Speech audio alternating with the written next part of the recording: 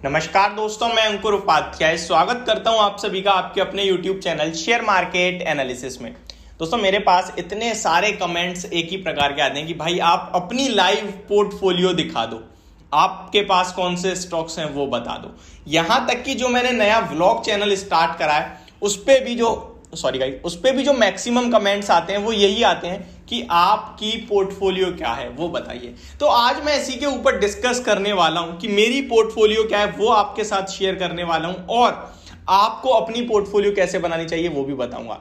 दोस्तों, इस मार्केट में हर एक बंदे का अलग व्यू होता है। प्लीज 2-3 मिनट सुन लीजिए, उसके बाद बात की बात करते हैं। फॉर एग्जाम्पल, मैं अगर अपने बारे में बताऊं उससे पहले मैं एक एग्जाम्पल देना चाहूंगा। मान लीजिए आपके पास कोई भी स्टॉक है, मान लीजिए स्टॉक का एसबीआई की बैंक है आपके पास, ठीक है।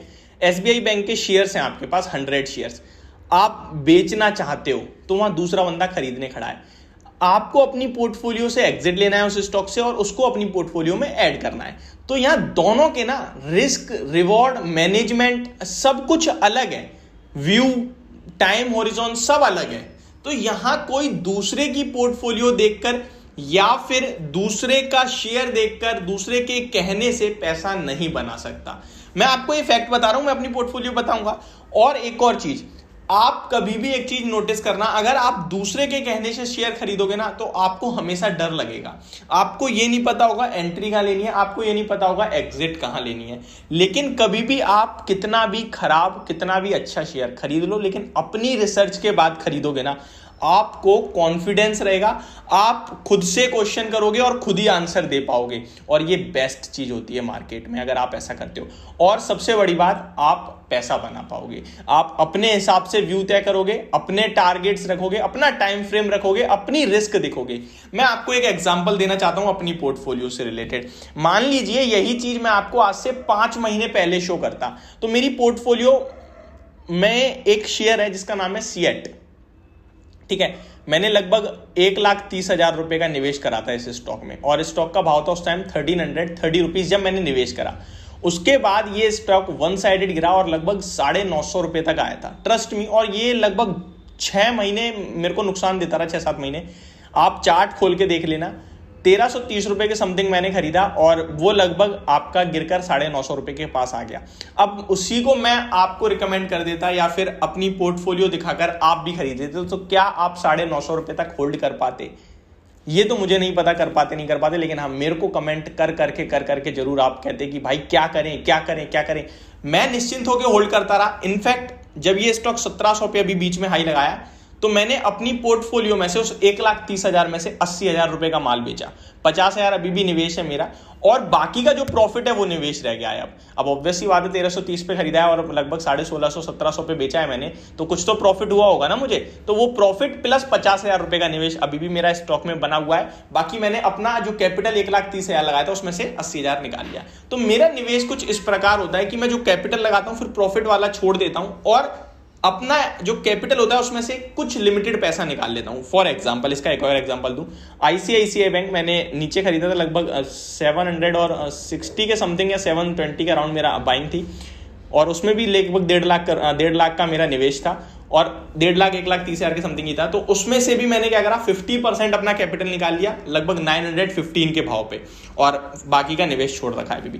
तो इस तरीके से अभी एक और एग्जांपल अगर मैं दूं तो HCL टैग, बहुत सारा पैसा लगाया हुआ था मैंने उसमें, बहुत बड़ा पैसा बनाया उसमें। बहुत पहले की बात है जब वो 900 रुपए का हाई हुआ करता था स्टॉक का, लगभग 1 साल पहले की बात है, 1-1.5 साल पहले। स्टॉक 1300 रुपए तक आया था लेकिन मैंने 1,050 रुपए पे बेचा था और मैंने करीब 920 पे खरीदा था, लेकिन मैंने पैसा बहुत ज्यादा लगाया था तो बड़ा पैसा बना मेरा। वो प्रॉफिट मैंने आज भी छोड़ रखा है उसमें। उसके बाद जब वो स्टॉक 1300 पे जाने का दोबारा 1100 पे आया तो मैंने फिर खरीदा।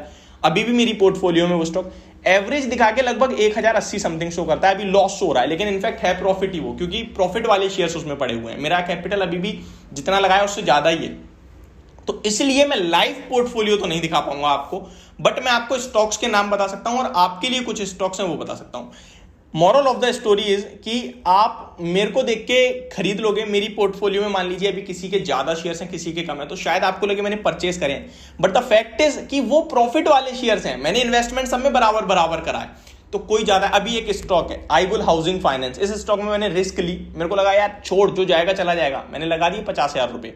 50-60 हज़ार रुपए, पता है कितने के भाव पे? लगभग 270 रुपीज पे स्टॉक गिरा, 220 रुपए पे, और एवरेज करा 60 हज़ार का निवेश हो गया टोटल, पहले 40 फिर 20 और 60-65 हज़ार का टोटल निवेश, और अभी वो स्टॉक देख लो आप 120 रुपए पे धक्के खा रहा है, 50% नेगेटिव है। लेकिन कोई नहीं, मैंने अपनी यहां से प्रिपरेशन ही मेरी ये थी कि ये 60 हज़ार रुपए में रिस्क ले रहा हूं, क्योंकि मैंने क्या कहा, या तो ये 4-5 गुना हो जाएगा। अभी 1-1.5 साल हो गया है, आईबुल हाउसिंग फाइनेंस आपको पता ही है, वो अगर चलना होगा ना वो 5 गुना हो जाएगा 2 महीने में, उसकी इतनी पावर है उसमें, मानते हो नहीं मानते आप?